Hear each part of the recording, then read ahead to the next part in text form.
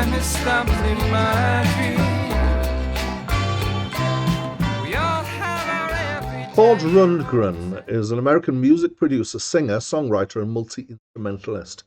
In 1965, age 17, he formed his first band called Money. The following year, he joined a blues band called Woody's Truck Stop. The following year again, he left that and formed a band called Naz, or The Naz, who released 3 albums between 1968 and 1971. He also, in parallel to that, started producing albums and quite quickly became a fairly high-profile producer, and also started releasing solo albums. But the first 2, which were 1970 and 1971, were released under the name Runt. And after that, he started using the name Todd Rundgren. So he started releasing albums under that name in 1972. He was originally known for his ballads, but started releasing more experimental work. By 1974, he'd spun off a band called Utopia, which had a very fluid membership. Originally, it was called Todd Rundgren's Utopia, but it morphed into just being Utopia. And that is about a snapshot of the first 10 years of his career. There's a lot more things that he did, collaborations and so on, but I'm not going to keep going in this kind of detail. He has been involved in more than 40 albums, and that's not counting ones that he has produced, and he is still going. Hi, my name's Dan. So this was Todd Rundgren's 5th solo album. I think that means it's the 3rd under the name released under the name Todd Rundgren. It's my first listen to it, but I do have some of his other albums from around this period. And this was released in the wake of, so the previous year he'd released an album called The Wizard, A True Star, in which he had moved on from the ballads that he was known for onto more experimental stuff. And this was received with mixed response, let's say. So he's continuing in this particular vein of doing more experimental music. By this time, he's got his own studio, so he can mess about in it to his heart's content. And it's a double album with a mix of styles. So I really probably can't do this justice for the breadth of what's here. But there's quite a few tracks that are kind of electronic, including drum machines. This is 1974, so we're quite early on in electronica here and the technology. There are other tracks that are more band-based stuff, and some of those are kind of still harking back to his rock ballad kind of days.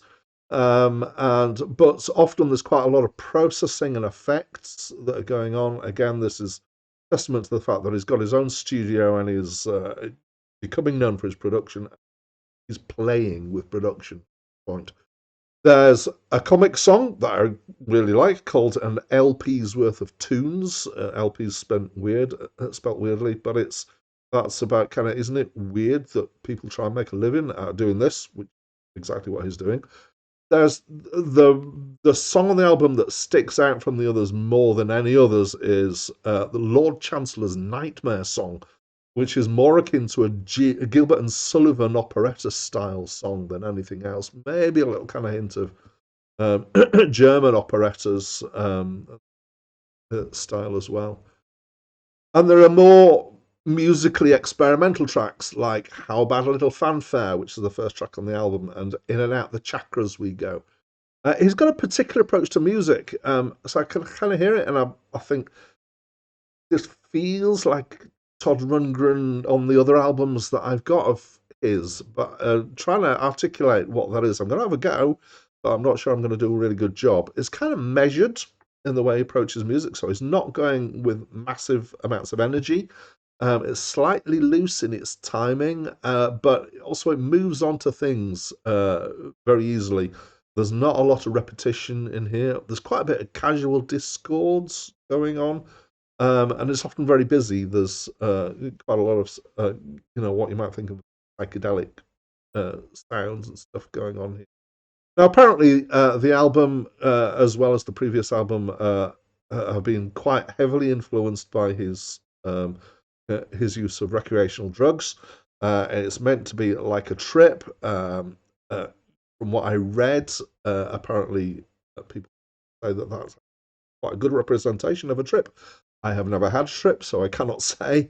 It's also apparently influenced by esoteric writings by people like Helena Blavatsky. I'm not actually sure I could identify that in anything that I was listening to. The sheer experimentation of the album is bewildering and at times unnerving.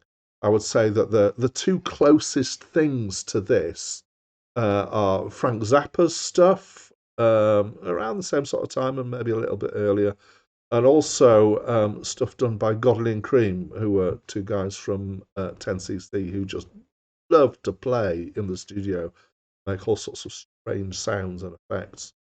Given the year, it's actually quite impressive what he's managed to do in a studio. A lot of things that he's done would be much easier and simpler now with the technology that we've. I quite like it. I mostly enjoyed it. I felt like I felt like I enjoyed the experimental stuff and the weirder stuff more than I did the more straight stuff. I was I was quite surprised by the Gilbert and Sullivan track, but not as surprised as I might have been, having heard some of others of his albums. I know he throws in some really odd things every now and again. I wonder if I would have enjoyed it more if he hadn't kept it. I kind of got the feeling that he's kept in ballads because there's been expectations for him from the past. And I feel like maybe if he'd committed even more to the experimental stuff, this might be a better album as a result. But I'm not sure. It might be too much of a bad thing, too much of a thing, just too much and too overwhelming. So I'm a little undecided on that. Anyway, I pretty like this album. Pretty much, it's a good album.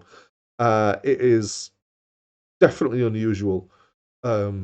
So if you like stuff that's stretches the boundaries of music and stretches the genres and going on, then you might very well like this. And I'd love to know what you do think. So please do leave a comment about what you think about this album. And that's it from me for now.